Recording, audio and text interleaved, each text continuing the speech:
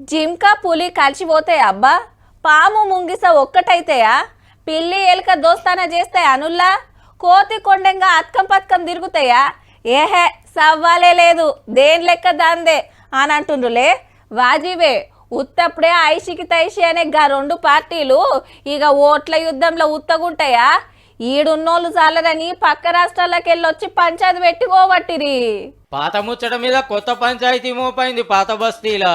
Madam తెలుసు కదా, Maharashtra BJP MP Navneet Kaur అప్పట్లో హీరోయిన్ కూడా. హైదరాబాద్ లో కమలం పార్టీ ప్రచారానికి వచ్చి వెనుకటెన్నడో అక్బరుద్దీన్ ఓవైసీ మాట్లాడిన ముచ్చట యాద్ చేసి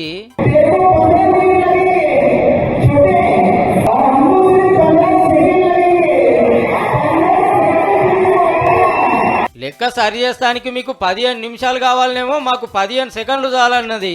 రిపోర్టర్లు పోయి ఇదే ముచ్చట असद भाई कार्ड एल्ला बैठते दे दीजिए 15 सेकंड ने बोल के 1 घंटा ले लीजिए ना। हम भी देखना चाह रहे हैं कि आप में कितनी इंसानियत अभी बाकी है या नहीं है। करिए, कौन डर रहा है?